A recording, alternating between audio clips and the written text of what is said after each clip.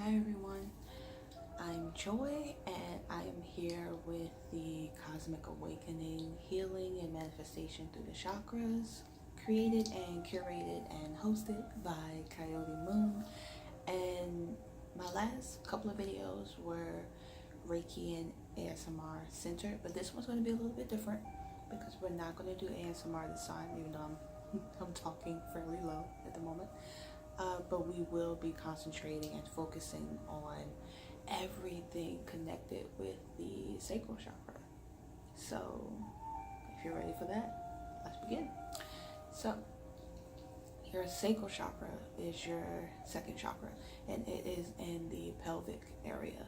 It's right above the root and right below your solar plexus, and it has everything to do with feeling, sensation, intimacy, passion, sensuality, sexuality, everything that is typically dealt with when people think of root chakra. They think of sexuality and sensuality, but it actually is your sacral chakra. And your sacral chakra is a beautiful orange, warm, yummy color. And even though I will be assisting in cutting cords for this, again, this will not be an ASMR video because I want to talk in depth and with more emotive, in a more emotive state, because this can be a pretty sensitive topic. So, I myself am someone who has struggled a lot in my sacral chakra growth. It's been something that, in a lot of ways, I haven't allowed myself to really fully connect with that space because of ideologies, theologies, things that were not really conducive to helping me in those spaces. And I didn't allow myself and give myself the room, because I didn't know I could have the room, to have these discussions, to talk about these things openly. And unfortunately, I have been sexually assaulted. I have dealt with molestation. I've gone through some things that has disconnected my sacral chakra to the rest of me, and couple that with a really toxic upbringing, it caused me, and this is me personally, it caused me to shut down that side of me. Emotions, passions, everything was muted. Everything was very surface. I didn't allow myself to feel a lot of these things. But I had always had an affinity towards these things. I'd always felt like I'd always been, just trying to think of the right words. I've always been fascinated with anything that had to do with intimacy, anything that had to do with sex, anything that had to do with passion, and that fiery just that people have. And it's always been difficult for me because of the things that I have gone through, and I willingly, in a lot of ways, cut myself off from experiencing a lot of that because I told myself that this is how I protect me. This is how, because I've gone through things. I've been in relationships where assault has happened. I have dealt with things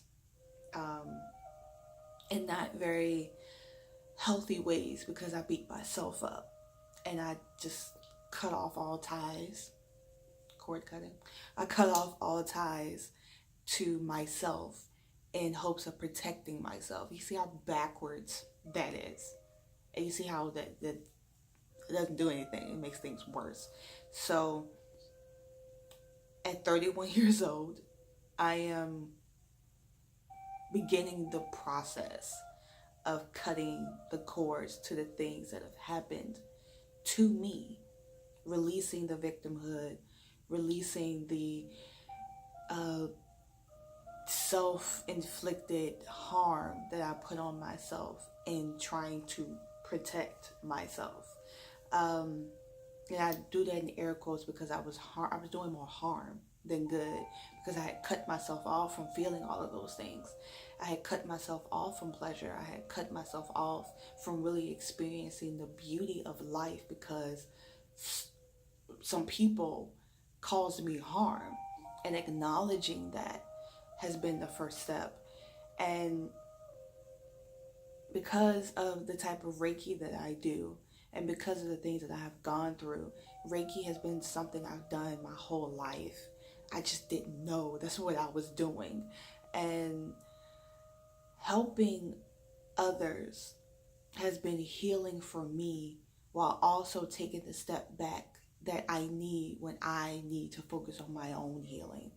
And it's been a very steady growth, but it's also been, it's had its stagnant moments, it's had its peaks and its valleys, but that's what growth is. Growth is not linear, healing is not linear. It's not something that happens, just your one little flow chart and oh, we're up here and now we're down there. It doesn't work that way.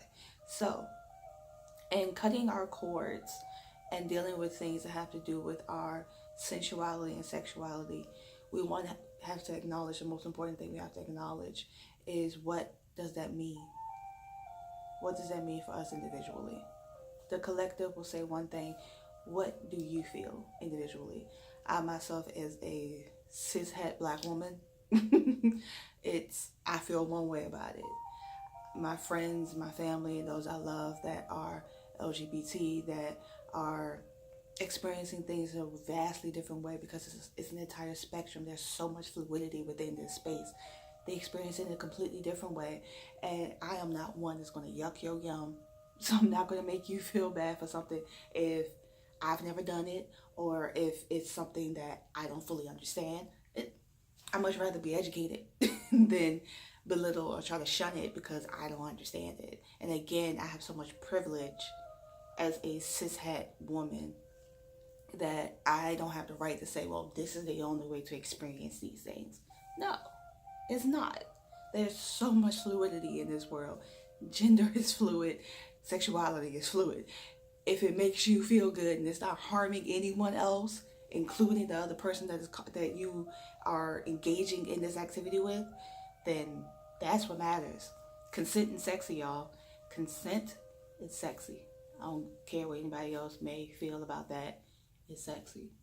A yes and a no, all those things, consent. You own that. You own your body.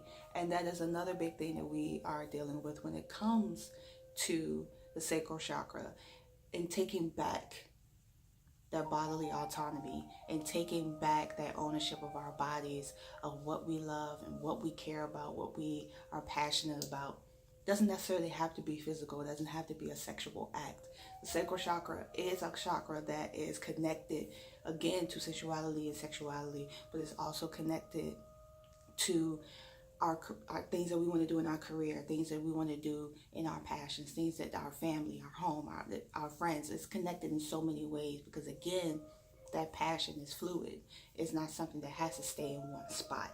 So in discovering that, we take back that which no longer belongs in the hands of other people.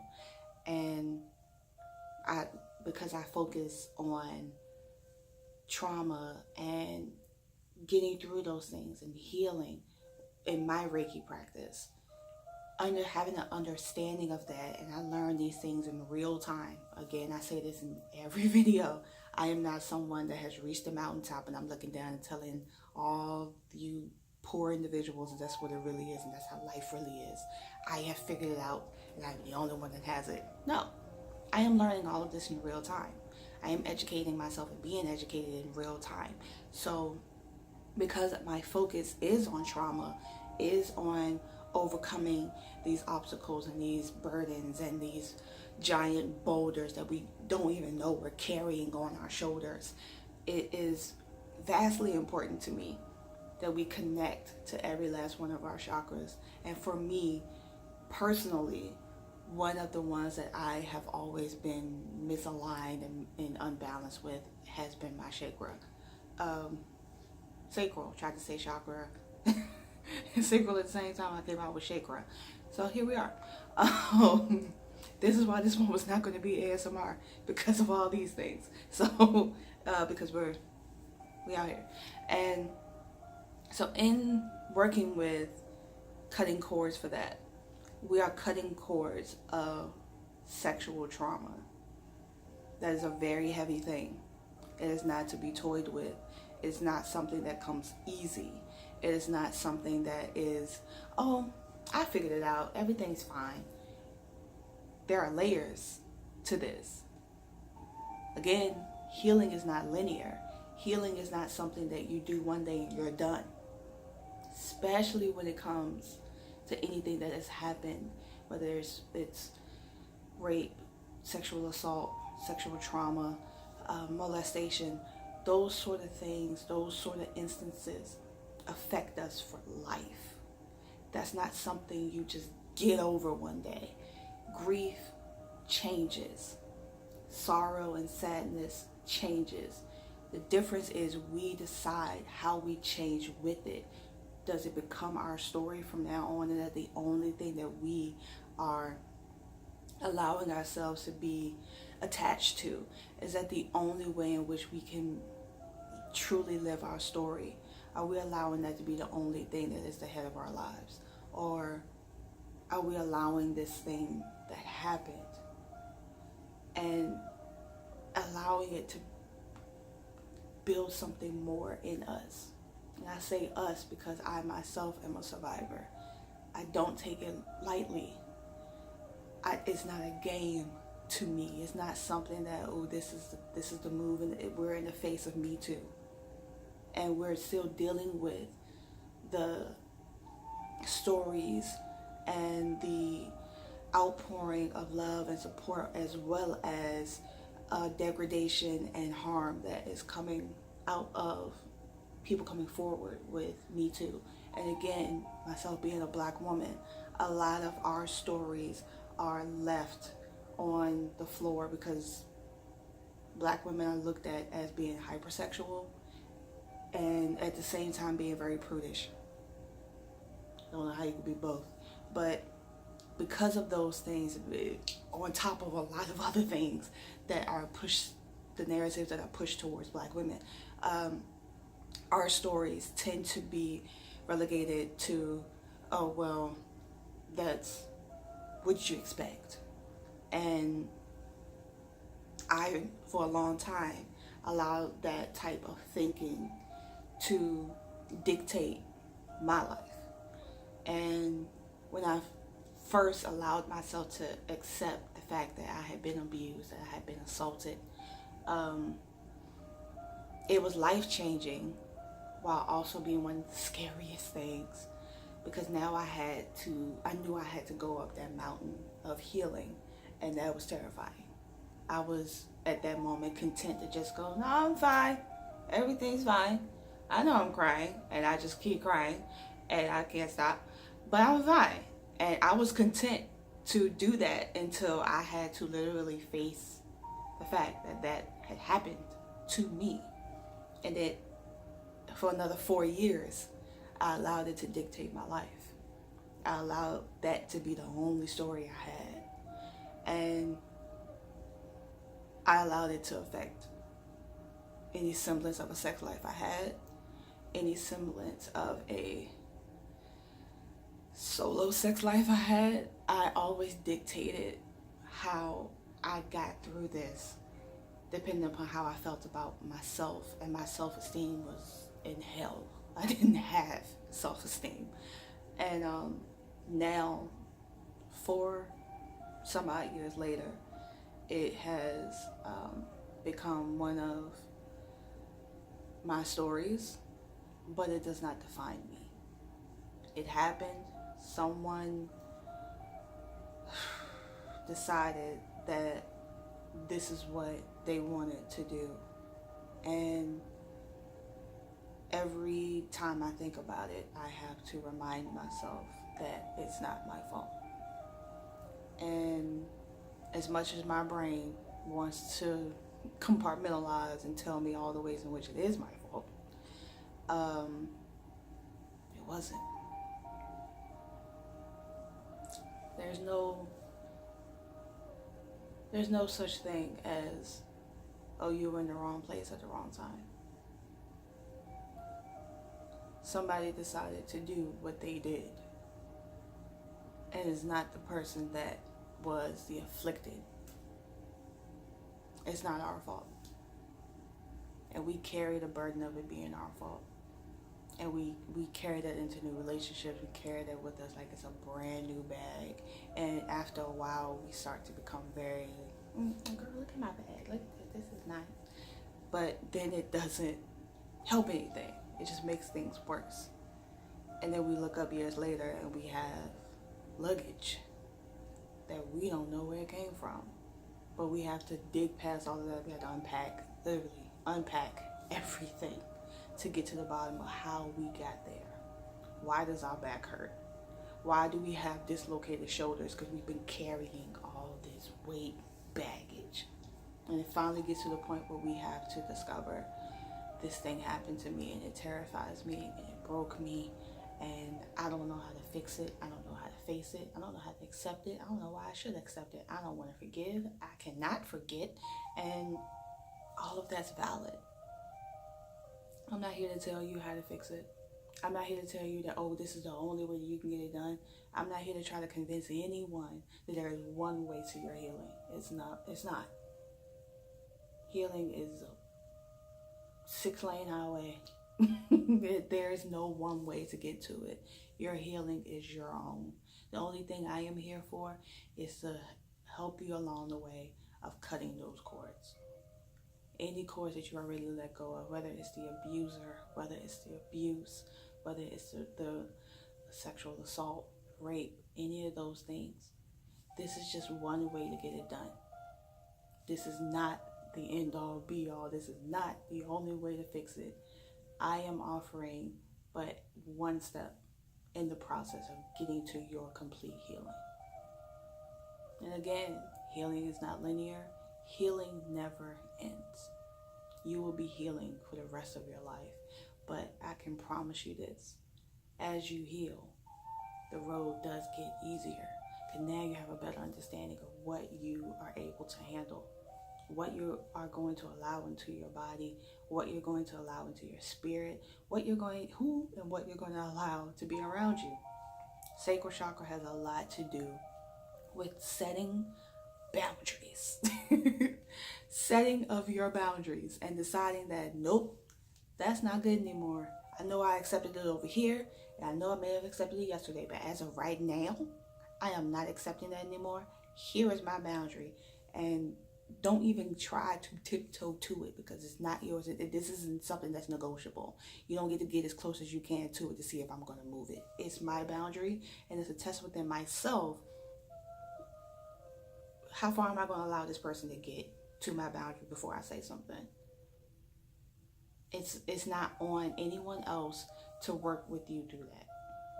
You don't have to move a boundary because it makes somebody else uncomfortable.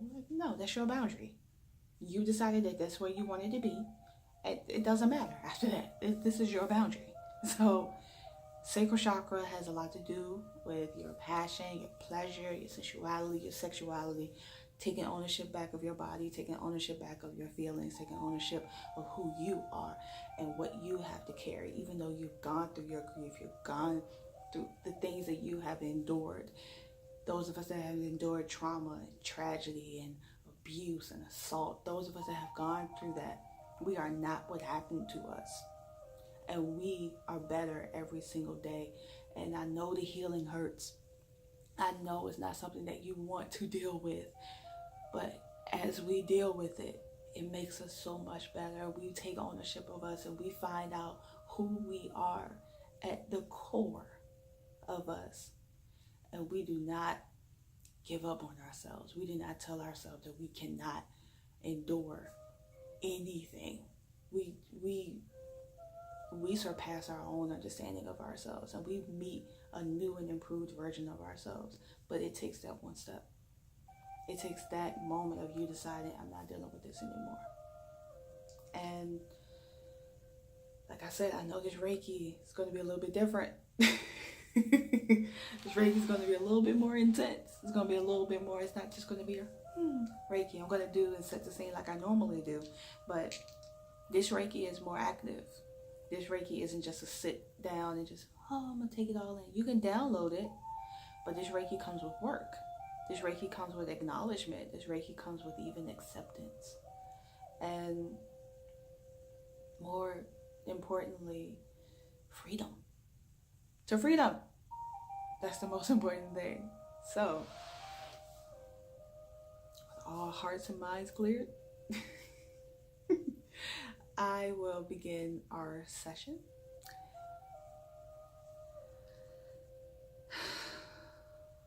Reiki guys, I ask that you all come in and protect us. Ground us as Sacral Chakra is connected to our grounding. I ask my Reiki guides, my spirit guides, my divine counsel, those that are set apart, to protect me and to work with me and have made me and my life their mission. I ask that you protect us all and everyone that's watching. Keep us grounded while also helping us to work through this. Touch us, reach us, and help us to reach ourselves. Where we are, where we stand, where we lay.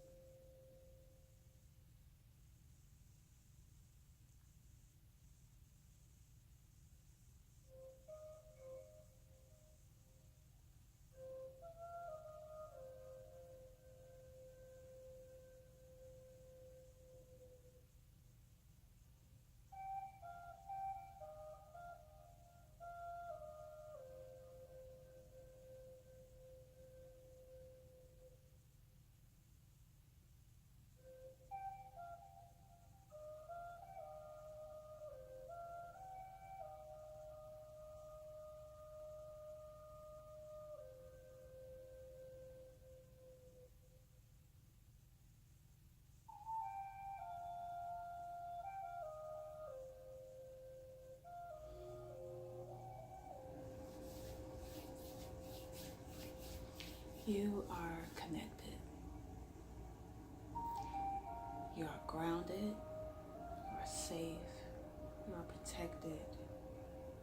There's no harm here. There's no pain here. You are right where you're supposed to be. Safe. At home within yourself.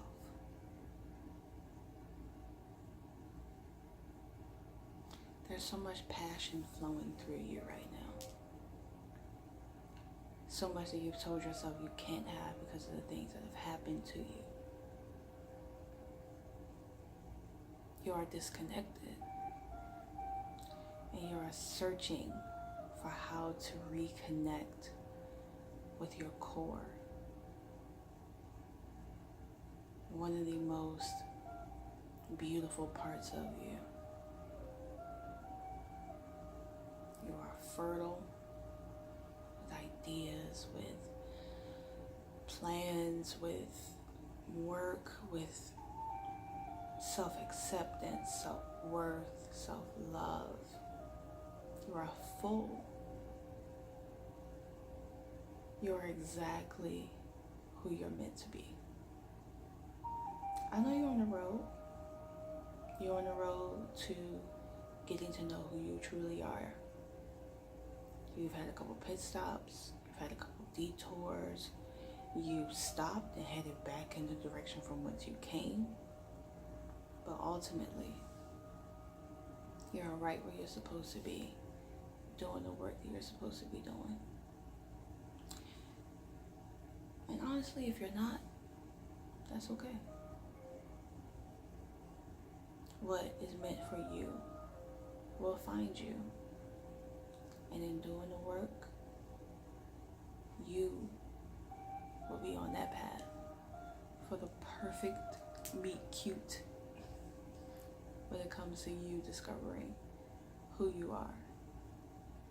No one comes on this earth, breaks through this plane, does their cosmic spin around the sun and land on this earth with a full understanding of who they are. There are things that happen to us, there are things that we do that creates our narrative. And it makes us stronger. We're better for it. Doesn't always feel that way. Doesn't always look that way. Trust me, I know. But we are always better for it. We allow ourselves to deal with whatever we need to deal with. And to handle whatever we need to handle. And then reverse. Put down those things that are no longer ours. And work with what we already have deep down in our core. And getting to know what our core is about. So, I have my trusty kyanite. Kyanite is great for cutting cords. I always have my rainbow quartz. This is what I conduct my Reiki sessions with. This is my specific wand that I do this work with. And I don't leave home without it. At least I try my best not to. My mahogany obsidian, which is great for grounding. It's great for creativity and creating bonds and making sure that bonds stick together. So we're going to create a self bond. We're going to formulate a bond that may have gone missing for a while, may have been left down on the cutting room floor because someone came along and took something from us, something very precious, something very meaningful, and we have had no idea how to get it back. And that's okay. It's okay to be lost right now. It's okay to not know what to do right now. It's okay to be angry. It's okay to be upset. It's okay to feel broken and everything that comes with grief and comes with something being stolen and taken away.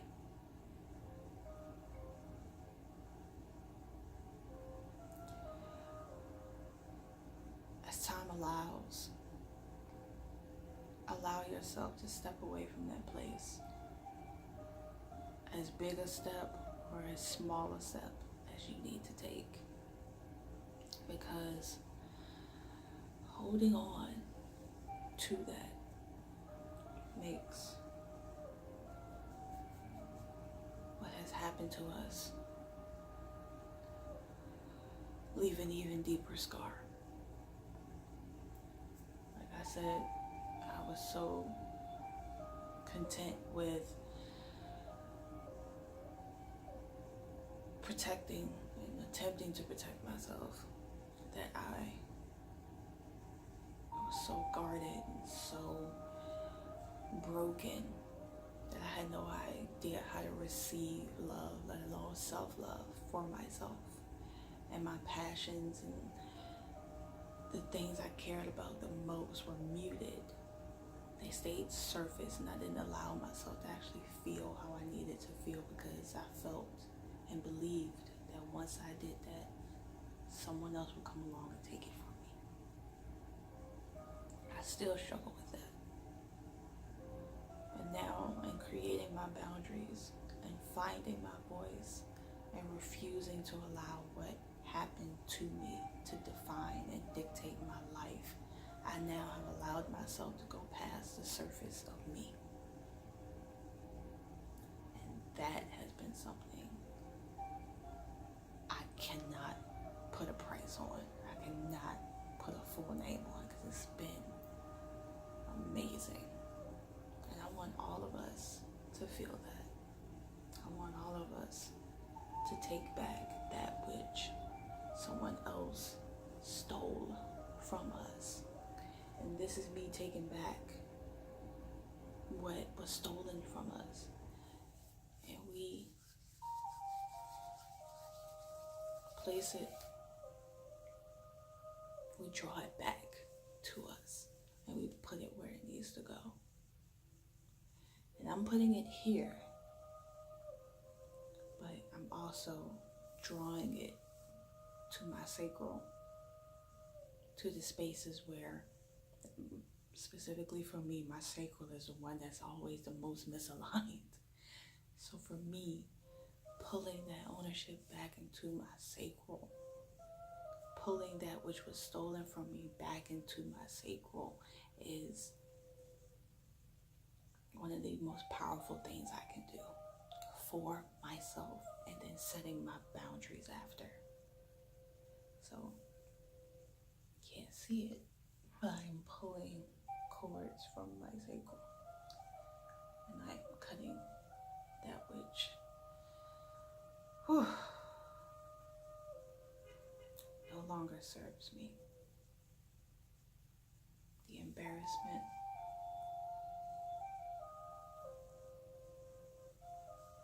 the shame, the regret,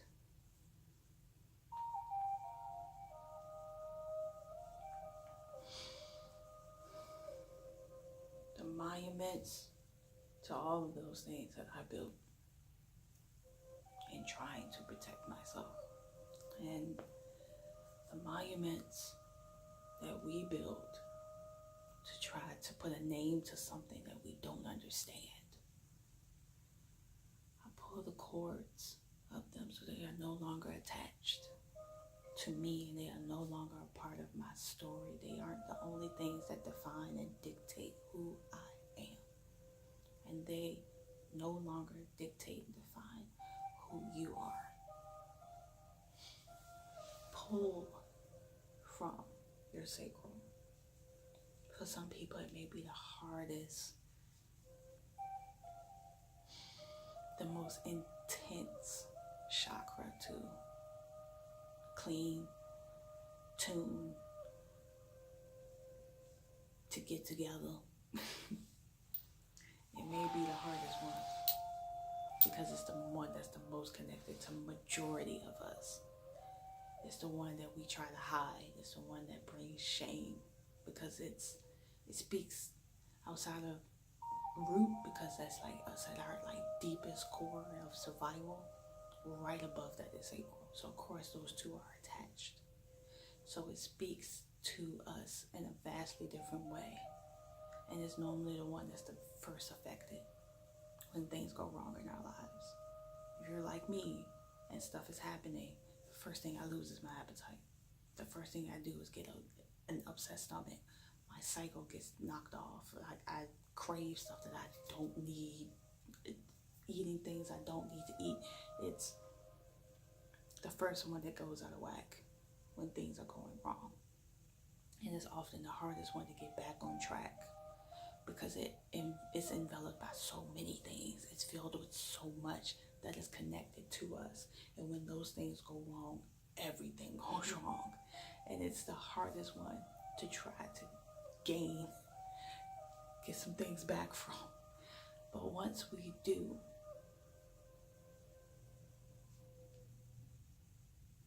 once we find a way to reconnect without shame, without self-inflicted pain and self-inflicted wounds, and those wounds have been inflicted by others, the wounds that other people came along and caused, especially physically. Cut our ties to that story. I cut our ties to that narrative. It is not ours anymore. We are not defined by it.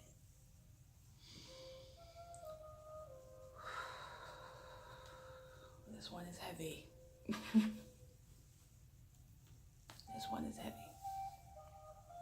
But it's the one that's the most worth it.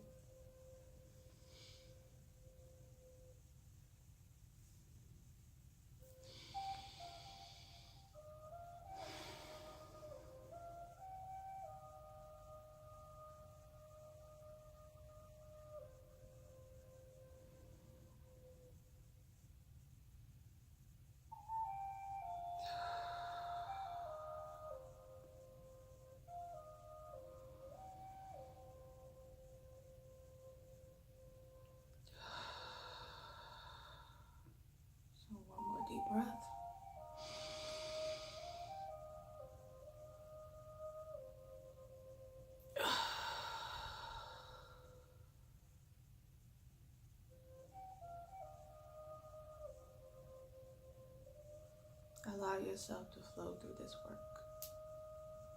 This energy will always be available. This talk will always be available. If and when you need it, it will always be available to you. There's no need to try to figure out how to connect to it. It's here for your download. It's here for your acceptance. More than anything, I want us to be healed. However which way that looks for you personally, I want you to be healed. So, thank you for joining me. This has been the one that I was most looking forward to. So I'm excited that I got to do this one.